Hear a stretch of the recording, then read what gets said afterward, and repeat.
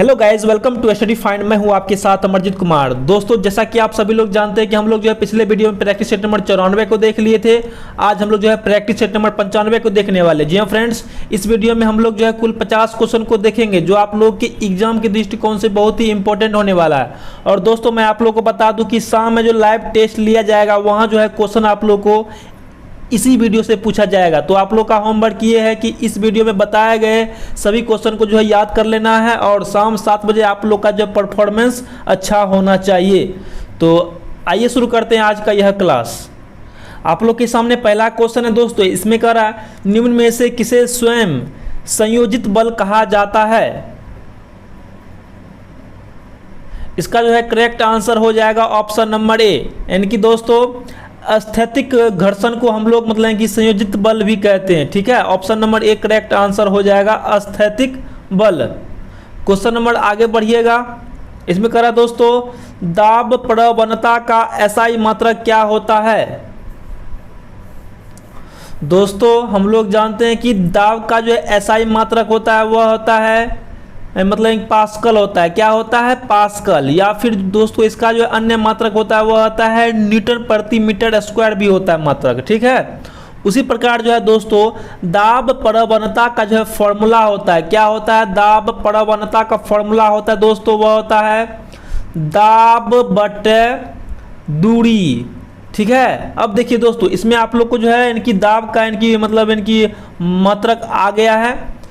क्या आया है? न्यूटन प्रति मीटर स्क्वायर। बट दूरी का जो है मतलब क्या होता है मात्रक, तो वह होता है मीटर होता है। अब देखिए दोस्तों इसको आप लोग सॉल्व कीजिएगा तो सॉल्व करने के बाद जो है यह आ जाएगा न्यूटन प्रति मीटर क्यूब। ओके दोस्तों, इसको हम लोग जो है ऐसे भी लिख सकते हैं न्यूटन मीटर पर पावर माइनस क्यूब। ठीक है, तो इसका answer option number D correct answer हो जाएगा। ठीक है, हमने आप लोग को भी बताया कि दाब प्रवणता का जो है फॉर्मूला होता है, दाब प्रवणता का फॉर्मूला होता है दाब बटे दूरी होता है। ठीक है दोस्तों, और दोस्तों उसी प्रकार इनकी बल प्रवणता का फॉर्मूला होता है दोस्तों वह होता है बल बटे दूरी। ठीक है, तो आप लोग जो है इसका भी मतलब इनकी मात्रक जो है निकाल सकते हैं। मतलब इनकी बल का मात्रक होता है न्यूटन बटे मीटर। ओके, चलिए तो इसका answer option number D correct answer हो जाएगा। क्वेश्चन नंबर आगे बढ़िएगा। इसमें कह रहा है दोस्तों, वृद्धा अवस्था में मानव की रक्त धमनियां संकरी हो जाती है जिससे रक्त दाब बढ़ जाता है। ऐसा इस नियम के कारण होता है। कौन से नियम के कारण होता है दोस्तों? इसका जो है करेक्ट आंसर हो जाएगा ऑप्शन नंबर सी, बर्नौली के सिद्धांत के अनुसार होता है। ठीक है, option number C correct answer हो जाएगा। क्वेश्चन नंबर आगे बढ़िएगा। इसमें कह रहा दोस्तों, प्रणोदित दोलन के प्रकरण में अनुनादी शिखर बहुत तीक्ष्ण हो जाता है जब। बहुत ही अच्छा क्वेश्चन है दोस्तों। इसका आंसर क्या होगा क्वेश्चन नंबर चौथा का? इसका जो है करेक्ट आंसर हो जाएगा ऑप्शन नंबर बी, अब मंदन बल जो है वह कम होता है। Option number B correct answer हो जाएगा, अब मंदन बल जो है वह कम होता है। क्वेश्चन नंबर आगे बढ़िएगा। इसमें कह रहा दोस्तों, प्रासर्व तरंग का उपयोग कहाँ होता है? हम लोग जानते हैं दोस्तों इनकी 20,000 हर्ट्ज से अधिक के ध्वनि को हम लोग कहते हैं मतलब प्रासर्व तरंग कहते हैं। ठीक है, तो इसका जो है मतलब इनका उपयोग होता है दोस्तों वह होता है गहरे जल में डूबी वस्तुओं की खोज करने में और उसकी जो है गहराई ज्ञात करने में भी होता है प्रासर्व तरंग का उपयोग। साथ ही साथ दोस्तों यकृत, लीवर, अग्नाशय, वृक्क, हृदय जैसे मतलब मानव अंगों के रोगों व असमानताओं के निदान हेतु जो है मतलब प्रासर्व तरंग का उपयोग होता है। साथ ही साथ यानी कि तेल व खनिज निक्षेपों के भूमिगत चित्रांकन हेतु जो है इसका उपयोग होता है। तो इसका आंसर ऑप्शन नंबर डी हो जाएगा, उपरोक्त सभी। Option number D correct answer हो जाएगा, बिल्कुल करेक्ट आंसर। चलिए क्वेश्चन नंबर छठा कह रहा दोस्तों, बहुत ही आसान क्वेश्चन है। अब देखिए दोस्तों इसमें कह रहा है 12 केजी के ब्लॉक द्वारा लिफ्ट जो कि मतलब इनकी 5 मीटर प्रति सेकेंड स्क्वायर के त्वरण से ऊपर जा रही हो के तल पर आरोपित बल का मान क्या होगा? दोस्तों इसका जो आंसर आप लोग को हमें जो है इनकी बताना है क्या होगा इसका आंसर। तो दोस्तों हमने आप लोग को बताया था कि जब लिफ्ट जो है वह ऊपर जाएगी तो उस टाइम जो है इनकी भार का फॉर्मूला होता है F बराबर होता है दोस्तों m इंटू जी प्लस ए होता है फॉर्मूला। अगर लिफ्ट जो है नीचे आती तो उस टाइम जो फॉर्मूला होता है भार बराबर, वह होता है m इंटू जी माइनस ए होता है। तो यह फॉर्मूला हमने आप लोग को बताया था। अब जो है दोस्तों इसमें आप लोग को जो है m का भी मतलब मान दिया हुआ है, a का भी जो है मतलब मान दिया हुआ है, साथ ही साथ g का भी जो है मान दिया हुआ है। तो अब जो है इसमें रख दीजिए, इसमें कि इसमें रखिएगा। तो क्योंकि जो है दोस्तों वह जो है ऊपर की ओर जा रही है ना लिफ्ट, तो इस कारण जो दोस्तों इसमें भी इसका मतलब मान रखेंगे। तो f बराबर हो गया दोस्तों, m का मान दिया हुआ है 12, g का मान दिया हुआ है 10 प्लस 5, यानी कि दोस्तों यह हो गया 12 गुना 15। ठीक है दोस्तों, इसको आप लोग जब सॉल्व कीजिएगा तो सॉल्व करने के बाद यानी कि 15 दूना 30 के 0 हासिल 3, मतलब यह हो गया 18, यानी कि 118 न्यूटन जो है वह बल आरोपित करेगा। तो इसमें जो है कहीं ऑप्शन तो है नहीं दोस्तों, तो शायद मतलब कि रॉन्ग कर दिया है ऑप्शन टाइप करने में। तो इसका आंसर हो जाएगा 118 न्यूटन। ठीक है, चलिए क्वेश्चन नंबर आगे बढ़ते हैं। क्वेश्चन नंबर 7 करा दोस्तों, मरकरी का महत्वपूर्ण अयस्क है। मरकरी का जो है महत्वपूर्ण अयस्क का क्या नाम है दोस्तों? तो दोस्तों मरकरी का जो है महत्वपूर्ण अयस्क का नाम है दोस्तों, वह है cinnabar. Option number A correct answer हो जाएगा सिनेबार। दोस्तों मेलाकाइट, मेलाकाइट जो है दोस्तों, मेलाकाइट यह जो है दोस्तों कॉपर का अयस्क है। ठीक है, गिब्साइट, गिब्साइट यह जो है दोस्तों गिब्साइट यह जो है एल्युमिनियम का अयस्क है। साथ ही साथ क्रायोलाइट यह जो है दोस्तों सोडियम का अयस्क है। ठीक है, तो सभी को आप लोग जो है याद रखिएगा। इसका आंसर ऑप्शन नंबर ए हो जाएगा करेक्ट आंसर। क्वेश्चन नंबर 8 कह रहा दोस्तों, प्रगलन इसमें किया जाता है। तो दोस्तों मैं आप लोग को बता दूं कि प्रगलन जो है वह वात भट्टी में किया जाता है। Option number A correct answer हो जाएगा वात भट्टी। ठीक है दोस्तों, इसका जो है अन्य नाम होता है दोस्तों स्मेल्टिंग भी होता है। क्या होता है नाम? स्मेल्टिंग, स्मेल्टिंग भी कहते हैं इसको, स्मेल्टिंग भी कहते हैं। Option number A correct answer हो जाएगा। ओके, चलिए क्वेश्चन नंबर आगे बढ़ते हैं। इसमें करा दोस्तों, जल की कठोरता इनकी उपस्थिति के कारण होता है। तो दोस्तों मैं आप लोग को बता दूं कि जल में मतलब इनकी कठोरता जो है वह कैल्शियम क्लोराइड और कैल्शियम सल्फेट के कारण जो है उत्पन्न होता है। तो इसका आंसर ऑप्शन नंबर डी हो जाएगा करेक्ट आंसर। ठीक है दोस्तों, और दोस्तों इसमें आप लोग जो थोड़ा इनकी ध्यान में रखिएगा, जल की अस्थायी कठोरता को जो है दूर करने के लिए हम लोग जो है सोडियम कार्बोनेट का उपयोग करते हैं। हमने क्या बोला? जल की अस्थायी कठोरता को दूर करने के लिए हम लोग जो है सोडियम कार्बोनेट का उपयोग करते हैं, सोडियम कार्बोनेट का उपयोग करते हैं। ठीक है, और दोस्तों जल की अस्थायी कठोरता को दूर करने के लिए, जल की अस्थायी कठोरता को दूर करने के लिए दोस्तों आप लोग जो है यहाँ पे इनकी शब्द पर इनकी ध्यान दीजिएगा। इसमें कह रहा है अस्थायी कठोरता और इसमें कह रहा है अस्थायी कठोरता। तो दोस्तों जल की जो है अस्थायी कठोरता को जो है दूर करने के लिए हम लोग जो है कैल्शियम या मैग्नीशियम के बाइकार्बोनेट का उपयोग करते हैं। हमने क्या बोला? कैल्शियम या मैग्नीशियम के जो है बाइकार्बोनेट का उपयोग करते हैं, बाइकार्बोनेट का जो है उपयोग करते हैं। तो इसको आप लोग इनके ध्यान में रखिएगा। यहाँ जो है क्वेश्चन एक बार इनकी फॉरेस्ट गार्ड के एग्जाम में आया हुआ क्वेश्चन है। क्वेश्चन यह आया था कि जल की अस्थायी कठोरता को दूर करने के लिए हम लोग जो है किसका उपयोग करते हैं? तो उस टाइम जो आंसर हो जाता कैल्शियम और मैग्नीशियम के जो है बाइकार्बोनेट का जो है उपयोग करते हैं। ओके, तो इसका answer option number D correct answer हो जाएगा। चलिए क्वेश्चन नंबर आगे करा दोस्तों, इसमें कह रहा है जिप्सम व प्लास्टर ऑफ पेरिस में जल का अंतर क्या होगा? अब बताइए दोस्तों, जो मतलब इसका फॉर्मूला जानता हो मतलब होगा जिप्सम और प्लास्टर ऑफ पेरिस का, वही जो है इसका आंसर गेस कर सकता है। तो दोस्तों सबसे पहले हम लोग जो है फॉर्मूला जानते हैं जिप्सम का क्या फॉर्मूला होता है। इसका जो फॉर्मूला होता है दोस्तों वह होता है CaSO4 × 2H2O। और दोस्तों प्लास्टर ऑफ पेरिस का जो है फॉर्मूला होता है वह होता है CaSO4 इंटू हाफ H2O। क्या होता है? Half H2O। अब देखिए दोस्तों, क्वेश्चन में कह रहा है दोस्तों, इसमें कह रहा है जल का अंतर कितना होता है। तो इसमें इनकी 2 जल है और इसमें जो है आधा जल है। तो जब आप लोग इसको घटाइएगा, यानी कि 2 माइनस 1/2 कीजिएगा, तो घटाने के बाद जो है यह आ जाएगा 3/2 आ जाएगा। यानी कि दोस्तों इसका जो है आंसर हो जाएगा, मतलब इनकी जिप्सम व प्लास्टर ऑफ पेरिस में जो है जल का अंतर होता है 3/2 होता है। ठीक है, option number D correct answer हो जाएगा।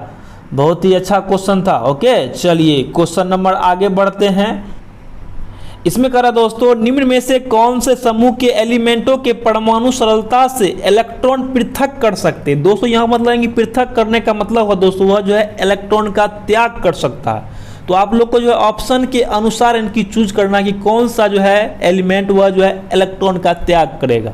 तो दोस्तों उसके लिए आप लोग जो है प्रत्येक का जो है इलेक्ट्रॉनिक विन्यास निकालना पड़ेगा। तो आइए हम लोग जो पहले मतलब ऑप्शन नंबर ए का निकालते हैं इलेक्ट्रॉनिक्स विन्यास। तो पहले मतलब कि लिथियम है, तो इसका इनकी मतलब एटॉमिक नंबर होता है 3 होता है। तो इसका इलेक्ट्रॉनिक विन्यास हो जाएगा 2 1 हो जाएगा, यानी कि दोस्तों यह जो है एक इलेक्ट्रॉन का त्याग करेगा। उसी प्रकार सोडियम है, तो सोडियम का होता है 11 होता है, इसका जो है इलेक्ट्रॉनिक विन्यास जो है हो जाएगा 2 8 1, यानी कि दोस्तों यह भी जो है एक इलेक्ट्रॉन का त्याग करेगा। उसी प्रकार मतलब यहाँ दिया हुआ है पोटेशियम दिया हुआ, तो इसका होता है 19 होता है। क्या होता है? 19। तो इसका जो है इलेक्ट्रॉनिक विन्यास हो जाएगा 2 8 8 1, यानी कि दोस्तों यह भी जो है एक इलेक्ट्रॉन का त्याग करेगा, यानी कि दोस्तों वह जो है अस्थायी होने के लिए जो है इलेक्ट्रॉन का त्याग करेगा। ठीक है, तो इसका आंसर ऑप्शन नंबर ए हो जाएगा।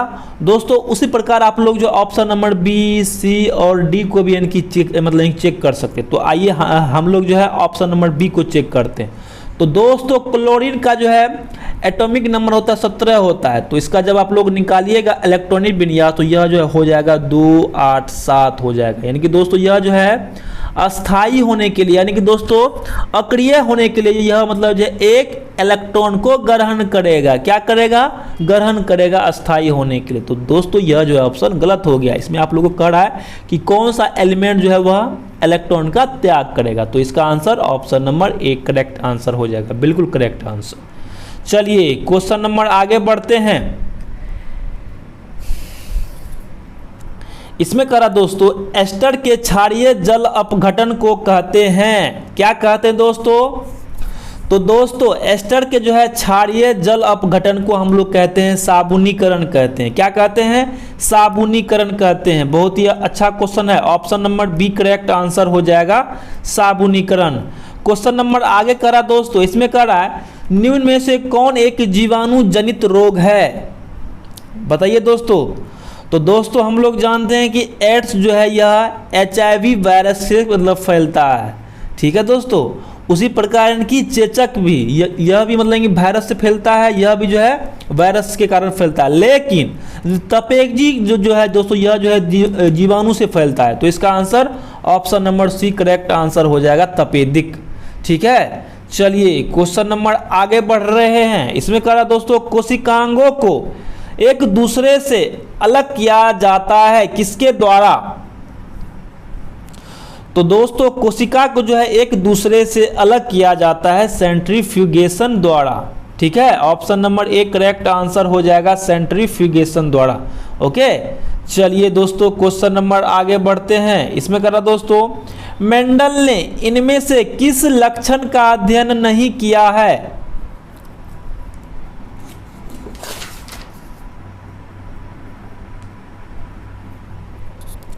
तो दोस्तों मेंडल जो है वह मतलब कि बीज का रंग कैसा होता है उसका भी अध्ययन किया है, साथ ही साथ झुर्रीदार या फुलाई फली का भी अध्ययन किया हुआ है, और उसका मतलब कि पुष्प का रंग का भी अध्ययन किया हुआ है। लेकिन बीज के आकार का जो है अध्ययन नहीं किए हैं मेंडल साहब ji. Option number A correct answer हो जाएगा।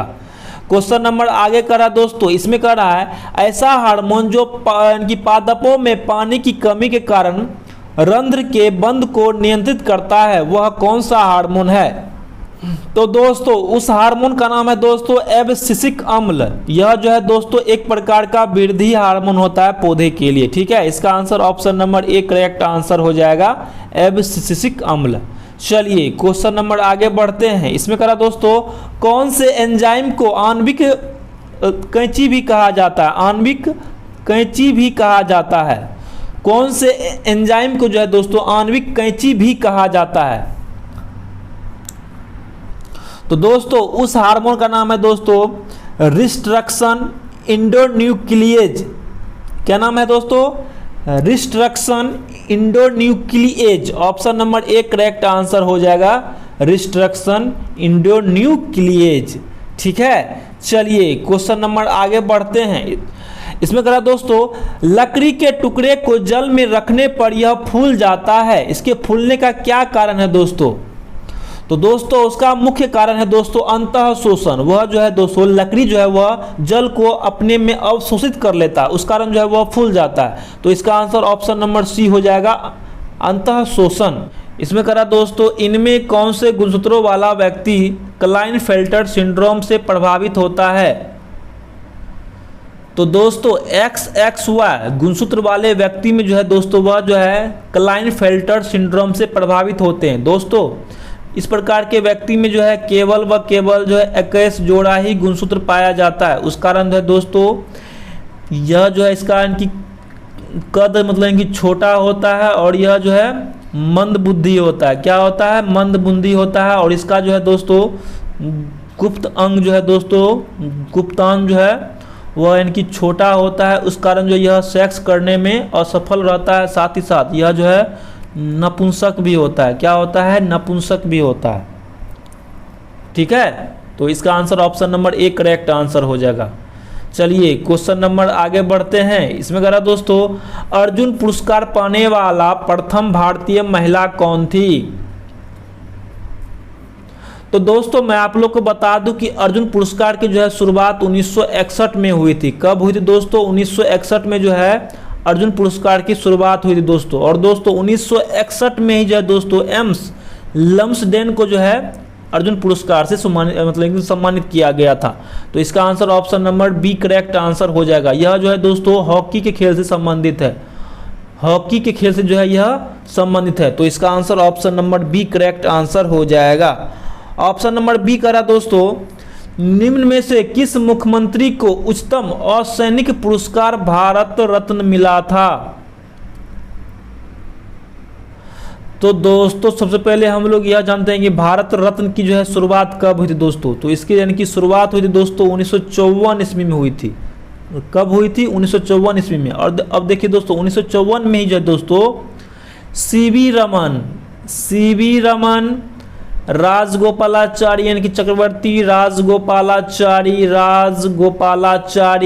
और दोस्तों राधा कृष्णन को जो है भारत रत्न से सम्मानित किया गया था। यानी कि क्वेश्चन करने का मतलब ये हुआ दोस्तों, अगर क्वेश्चन ऐसा आ जाए आप लोगों के सामने कि भारत रत्न पाने वाला प्रथम व्यक्ति कौन था, तो उस टाइम जो आंसर होगा श्री यानी कि राधा कृष्णन होगा। क्या होगा आंसर, राधा कृष्णन। दोस्तों सभी को जो है एक ही दिन मतलब कि मिला था पुरस्कार, लेकिन उसी दिन में जो है सबसे पहला हाथ में गया था, उसका नाम था राधा कृष्णन के हाथ में। तो इसका आंसर मतलब हो जाता राधा कृष्णन हो जाता, ठीक है।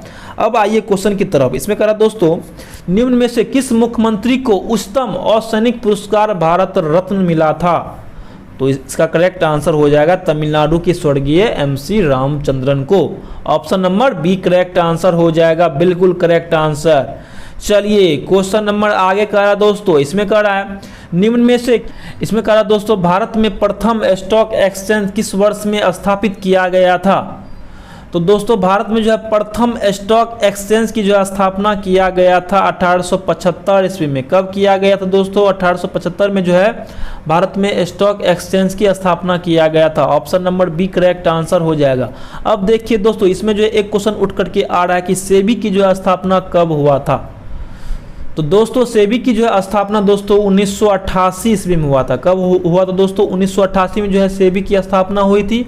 और इसका जो है राष्ट्रीयकरण इसका जो है राष्ट्रीयकरण दोस्तों 1992 ईस्वी में हुआ था। कब हुआ था? 1992 जो है में जो है इनकी सेबी की राष्ट्रीयकरण हुआ था। ठीक है, तो इसका answer option number B correct answer हो जाएगा। क्वेश्चन नंबर आगे करा दोस्तों, इसमें करा है भारतीय अमेरिकी लेखक श्याम शरण द्वारा लिखित पुस्तक की पहचान है। तो दोस्तों how India sees the world, how India sees the world पुस्तक के लेखक है दोस्तों, वह है Shyam Sharan ji. Option number A correct answer हो जाएगा। साथ ही साथ जो है दोस्तों the binding vine, the binding vine पुस्तक के लेखक का नाम है दोस्तों शशि देशपांडे। क्या नाम है दोस्तों? शशि देशपांडे जो है इस पुस्तक के लेखक हैं। साथ ही साथ the village by the sea, the village by the sea, इसकी पुस्तक का नाम है दोस्तों अनीता देसाई। क्या नाम है? अनीता देसाई इस पुस्तक के लेखक का नाम है। Option number A correct answer हो जाएगा। ठीक है, चलिए क्वेश्चन नंबर आगे बढ़ते हैं। इसमें करा दोस्तों मैजिक सिटी के नाम से जाना जाता है।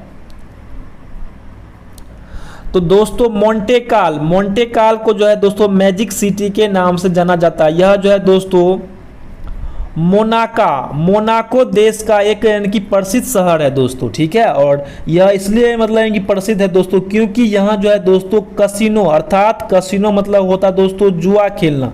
क्या होता है? जुआ खेलने के लिए जो यह शहर काफ़ी प्रसिद्ध है। तो इसके दृष्टिकोण से जो है यह क्वेश्चन इंपॉर्टेंट हो जाता है। तो इसका answer option number C correct answer हो जाएगा, मोंटे काल। इसमें कहा दोस्तों लाल बजरी का बादशाह किसे कहा जाता है? लाल बजरी का बादशाह, तो दोस्तों लाल बजरी का जो है बादशाह कहा जाता है राफेल नडाल को। Option number A correct answer हो जाएगा राफेल नडाल, क्योंकि दोस्तों यह जो है इनकी 13 बार, इनकी दोस्तों 13 बार, इनकी सबसे अधिक बार जो है दोस्तों यह जो है फ्रेंच ओपन का खिताब जीते हैं।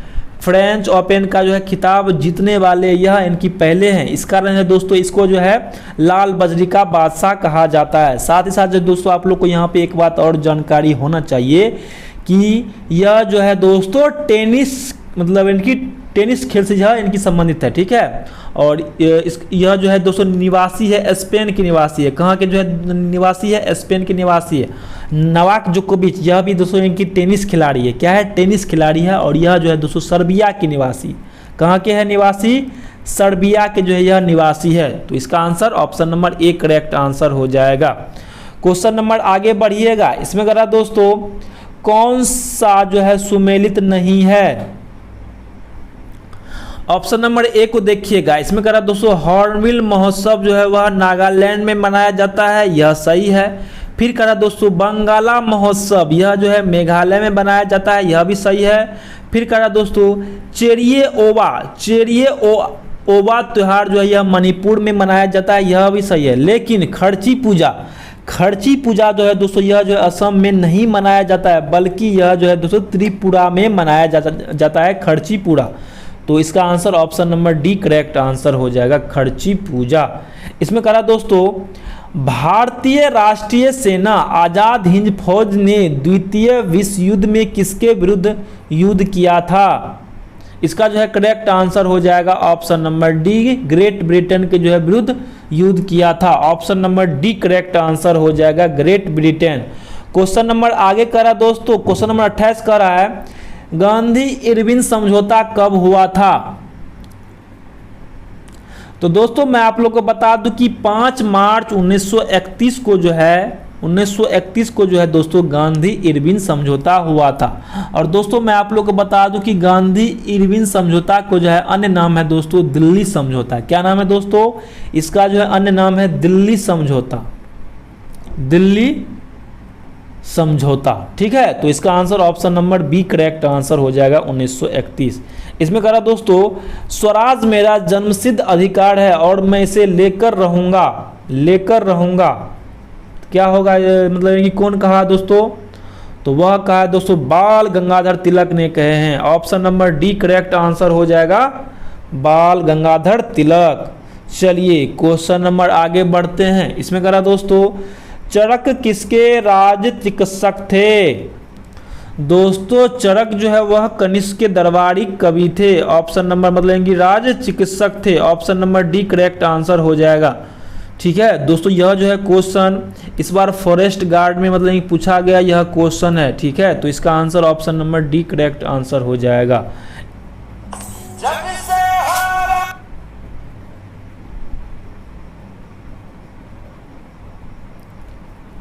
इसमें करा दोस्तों, भारतीय राष्ट्रीय कांग्रेस की पहली बैठक किस शहर में हुई थी? तो दोस्तों मैं आप लोग को बता दूं कि भारतीय राष्ट्रीय कांग्रेस की जो है पहली बैठक जो है दोस्तों 1885 ईस्वी में मुंबई में हुई थी। कहां दोस्तों? मुंबई में हुई थी। Option number B correct answer हो जाएगा। साथ ही साथ जो है दोस्तों भारतीय राष्ट्रीय कांग्रेस की जो है स्थापना 1885 में हुआ था और इसका जो है संस्थापक का नाम है दोस्तों, संस्थापक का नाम है वह है एओ हुइम। क्या नाम है दोस्तों? एओ हुइम जो है इसके संस्थापक का नाम है। साथ ही साथ जो दोस्तों इसके इनकी प्रथम अध्यक्ष का क्या नाम है दोस्तों? उसका नाम है वेमेश चंद्र बनर्जी। वेमेश चंद्र बनर्जी जो है इसके मतलब इनकी प्रथम संस्थापक का नाम है। साथ ही साथ यहाँ जो है दोस्तों आप लोग को एक बात और ध्यान में रखना होना चाहिए कि भारतीय राष्ट्रीय कांग्रेस की पहली मतलब इनकी पहला अंग्रेज अध्यक्ष का क्या नाम है? बहुत ही अच्छा क्वेश्चन दोस्तों। इस क्वेश्चन को हमने आप लोगों को बताया था कि भारतीय राष्ट्रीय कांग्रेस का जो है पहला अंग्रेज अध्यक्ष का क्या नाम है दोस्तों? तो उसका नाम है जॉर्ज यूले। क्या नाम है? George Yule. ठीक है, और दोस्तों यहां से एक क्वेश्चन और उठ रहा है दोस्तों कि भारतीय राष्ट्रीय कांग्रेस का जो है पहला मुस्लिम अध्यक्ष का क्या नाम है? तो उसका नाम है दोस्तों बदरुद्दीन तैयब जी। क्या नाम है? बदरुद्दीन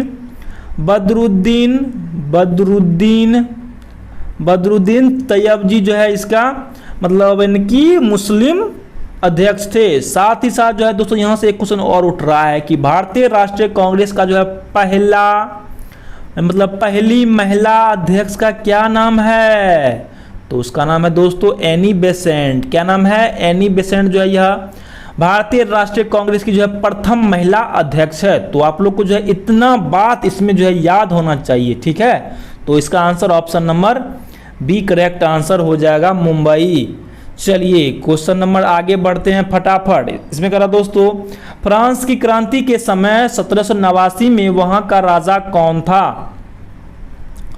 तो वहां का इनकी राजा का नाम था दोस्तों लुई सोलामा। क्या नाम है? लुई सोलामा। Option number B correct answer हो जाएगा। इसमें करा दोस्तों, हिमालय की सर्वोच्च श्रेणी कौन है?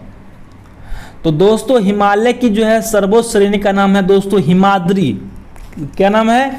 हिमाद्री जो है दोस्तों, यह जो है हिमालय की सर्वोच्च श्रेणी का नाम है दोस्तों हिमाद्री और इसका जो है अन्य नाम है दोस्तों वृहद हिमालय। क्या नाम है दोस्तों? हिमाद्री का जो है अन्य नाम है वृहद हिमालय। वृहद हिमालय। ठीक है, तो इसका answer option number B correct answer हो जाएगा।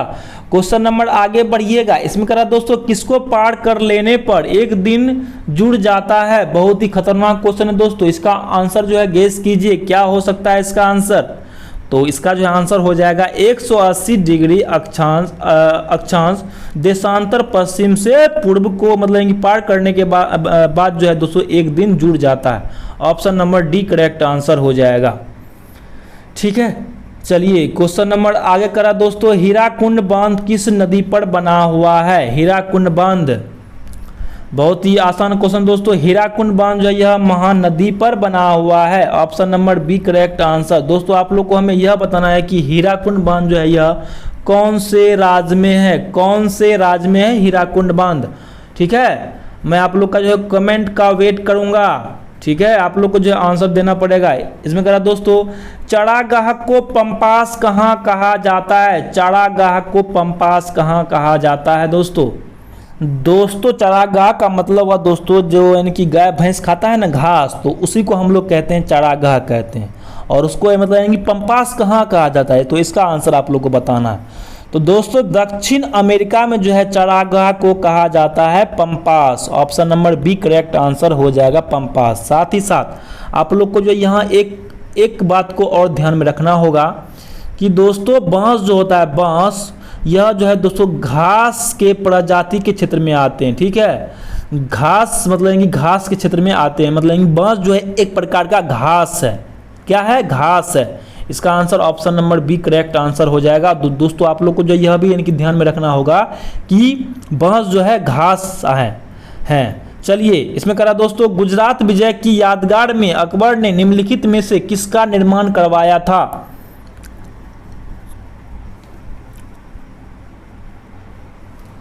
तो दोस्तों मैं आप लोग को बता दूं कि गुजरात विजय की यादगार में जो है अकबर जो है दोस्तों फतेहपुर सीकरी में जो है बुलंद दरवाजा का निर्माण करवाया गया था। Option number B correct answer हो जाएगा, बुलंद दरवाजा। और इसका जो है दोस्तों निर्माण करवाया गया था 1572 ईस्वी में। ओके, तो इसका answer option number B correct answer हो जाएगा। इसमें करा दोस्तों, अजंता और एलोरा की गुफाएं किस राज्य में स्थित है? तो दोस्तों मैं आप लोग को बता दूं कि अजंता और एलोरा के जो है गुफाएं वह जो है दोस्तों महाराष्ट्र के औरंगाबाद में स्थित है। कहाँ है दोस्तों?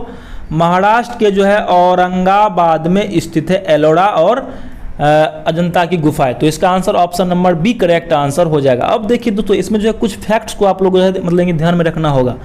अजंता की जो है गुफा दोस्तों, यह जो है दोस्तों बौद्ध धर्म के लिए प्रसिद्ध है, बौद्ध धर्म के लिए मतलब कि प्रसिद्ध है। लेकिन एलोरा की जो है गुफा यह जो है दोस्तों बौद्ध, जैन और हिंदू धर्म के लिए प्रसिद्ध है। तो यह भी आप लोग को ध्यान में रखना होगा, क्योंकि जो यहाँ से मतलब क्वेश्चन उठ सकता है।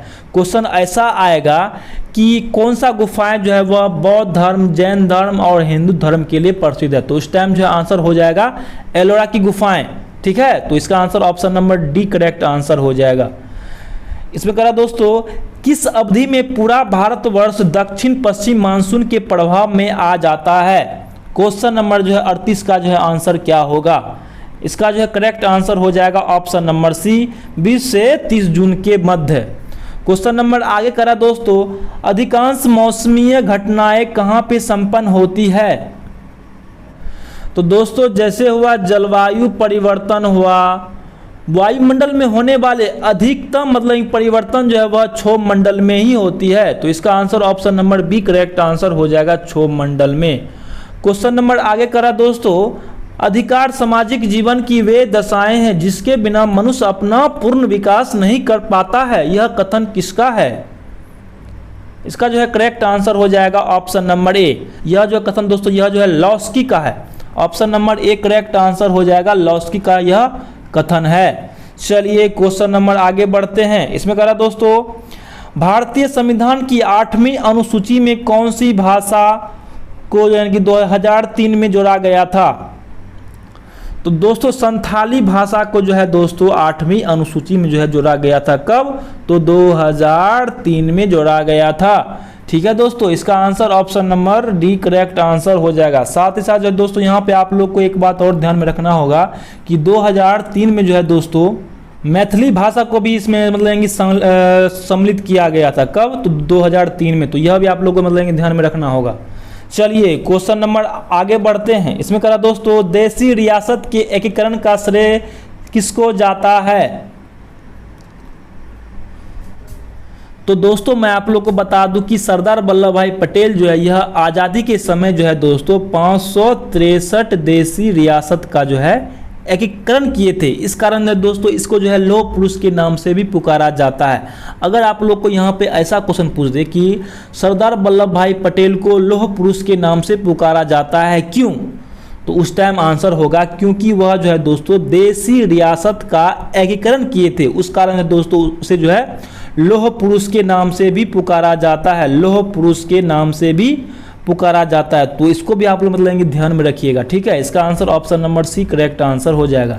साथ ही साथ दोस्तों यहाँ पे आप लोग को एक बात और ध्यान में रखना होगा कि 31 अक्टूबर को जो है दोस्तों इसके जयंती पर हम लोग जो है दोस्तों राष्ट्रीय एकता दिवस मनाते हैं। राष्ट्रीय एकता दिवस जो है दोस्तों सरदार वल्लभ भाई पटेल के जन्मदिन के दिवस पर जो है राष्ट्रीय एकता दिवस बनाते हैं। साथ ही साथ यहाँ पे आप लोग को एक बात और ध्यान में रखना होगा कि सरदार वल्लभ भाई पटेल का जो है दोस्तों स्टैच्यू मतलब उसका मतलब प्रतिमा जो है वह कहाँ पे दोस्तों, इनकी statue of unity, statue of unity यह कहाँ है दोस्तों?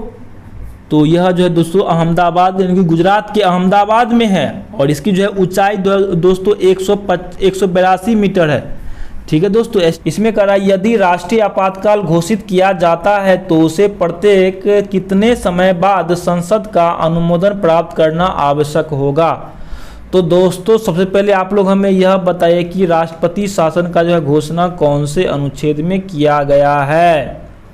तो हम लोग जानते हैं दोस्तों कि राष्ट्रीय आपातकाल की जो है घोषणा अनुच्छेद 352 में किया गया है। राष्ट्रीय आपातकाल की जो है घोषणा दोस्तों वह जो है अनुच्छेद 352 में किया गया है। साथ ही साथ जो दोस्तों यहाँ पर जो है राष्ट्रपति शासन की जो है घोषणा अनुच्छेद 356 में किया गया है। और दोस्तों वित्तीय आपातकाल की जो है घोषणा वह जो है दोस्तों अनुच्छेद 360 में किया गया। तो आप लोग को जो है यह पूरा अनुच्छेद जो है याद होना चाहिए। अब आइए क्वेश्चन की तरफ। तो इसमें जो है दोस्तों मतलब इनकी 6 महीना के बाद जो है उसे इनकी संसद का जो है अनुमोदन प्राप्त करना आवश्यक है। ठीक है दोस्तों, इसका answer option number A correct answer हो जाएगा 6 महीना। ओके, चलिए क्वेश्चन नंबर आगे बढ़ते हैं। इसमें करा दोस्तों भारतीय संविधान की प्रारूप समिति के अध्यक्ष कौन थे। बहुत ही आसान क्वेश्चन है दोस्तों। तो दोस्तों आप लोग जानते होंगे कि भारतीय संविधान की जो है प्रारूप समिति के अध्यक्ष का नाम है दोस्तों B.R. Ambedkar. Option number A correct answer हो जाएगा B.R. अम्बेडकर। और दोस्तों B.R. अम्बेडकर जो है दोस्तों अनुच्छेद 32 यानी कि दोस्तों संवैधानिक संशोधन का अधिकार को जो है दोस्तों यह जो है संविधान का आत्मा कहा। क्या कहा दोस्तों, संविधान का आत्मा कहा। ठीक है, इसका answer option number A correct answer हो जाएगा। साथ ही साथ यहाँ पे आप लोग को जो है एक बात और ध्यान में रखना होगा कि संविधान सभा का जो है सलाहकार कौन थे। संविधान सभा का सलाहकार कौन थे दोस्तों, तो उसका नाम है दोस्तों वह है B.N. रॉ। क्या नाम दोस्तों, B.N. रॉ जो थे दोस्तों यह जो है संविधान सभा के सलाहकार थे। Option number A correct answer हो जाएगा। चलिए फटाफट जो है क्वेश्चन नंबर आगे बढ़ते हैं। इसमें कह रहा दोस्तों विश्व व्यापार संगठन का मुख्यालय कहाँ है। इसमें कह रहा दोस्तों विश्व व्यापार संगठन की स्थापना कब हुई, यानी कि दोस्तों वर्ल्ड ट्रेड ऑर्गेनाइजेशन का जो है मुख्यालय कहाँ है दोस्तों। तो दोस्तों मैं आप लोगों को बता दूं कि वर्ल्ड ट्रेड ऑर्गेनाइजेशन अर्थात विश्व व्यापार संगठन का जो है मुख्यालय वह है जनेवा पड़ता है। कहाँ पड़ता है दोस्तों, जनेवा जो है यह वर्ल्ड ट्रेड ऑर्गेनाइजेशन का मुख्यालय है। और इसकी जो स्थापना 1 जनवरी 1995 ईस्वी में हुई थी। कब हुई थी दोस्तों, 1 जनवरी 1995 में जो है वर्ल्ड ट्रेड ऑर्गेनाइजेशन की स्थापना हुई थी। चलिए क्वेश्चन नंबर आगे बढ़ते हैं फटाफट।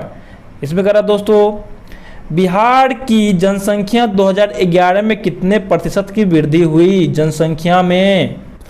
तो दोस्तों 2011 की जनसंख्या के अनुसार जो है दोस्तों बिहार की जनसंख्या में जो है 25.07% की वृद्धि हुई। Option number C correct answer हो जाएगा। साथ ही साथ जो है दोस्तों यहाँ पे आप लोग को एक बात और ध्यान में रखना होगा कि बिहार जो है दोस्तों सबसे अधिक जनसंख्या घनत्व वाला राज्य है। हमने क्या बोला दोस्तों, हमने बोला बिहार जो है सबसे अधिक जनसंख्या घनत्व वाला राज्य है। और दोस्तों इसका answer option number C correct answer हो जाएगा। चलिए क्वेश्चन नंबर आगे बढ़ते हैं। इसमें कह रहा दोस्तों भारत में प्रथम रेलवे लाइन निम्नलिखित में से किसने बिछवाई थी। तो दोस्तों मैं आप लोगों को बता दूं कि भारत में जो है प्रथम रेलवे लाइन जो है वह जॉन क्लार्क ने बिछवाई थी। Option number C correct answer हो जाएगा जॉन क्लार्क। साथ ही साथ दोस्तों यहाँ पे आप लोग को एक बात और ध्यान में रखना होगा कि भारत में जो है पहली ट्रेन जो है वह कब चली दोस्तों। तो दोस्तों भारत में जो है पहली ट्रेन जो है 16 अप्रैल 1853 ईस्वी में चली थी। कहाँ से कहाँ तक, तो बॉम्बे से ठाणे के बीच जो है यह ट्रेन चली थी। और दोस्तों इसमें आप लोग को एक बात और ध्यान में रखना होगा कि डलहौजी को जो है दोस्तों भारत में जो है रेलवे लाइन का जनक कहा जाता है। ठीक है, तो इसको भी आप लोग इनके ध्यान में रखिएगा कि डलहौजी को जो है दोस्तों भारत में जो है दोस्तों इसको जो है रेलवे का जनक कहा जाता है। रेलवे का जनक जो है कहा जाता है डलहौजी को। ठीक है, चलिए क्वेश्चन नंबर आगे बढ़ते हैं फटाफट। इसमें कहा दोस्तों हाल ही में चौथा सबसे बड़ा अक्षय ऊर्जा का उत्पादन कौन सा देश बना। इसका जो है करेक्ट आंसर हो जाएगा ऑप्शन नंबर बी जापान बना है। Option number B correct answer Japan. चलिए क्वेश्चन नंबर आगे बढ़ते हैं। इसमें करा दोस्तों पिच ब्लैक 2020 युद्धाभ्यास में निम्नलिखित में से कौन जो है शामिल नहीं है? इसका जो है करेक्ट आंसर हो जाएगा ऑप्शन नंबर सी हो जाएगा, जापान जो है यह शामिल नहीं है। फिर करा दोस्तों, सुमंगल पोर्टल किस राज्य की सरकार ने पारदर्शी तरीके से छात्रवृत्ति लाभ प्रदान करने हेतु लॉन्च की है? इसका जो है करेक्ट आंसर हो जाएगा ऑप्शन नंबर सी, ओडिशा।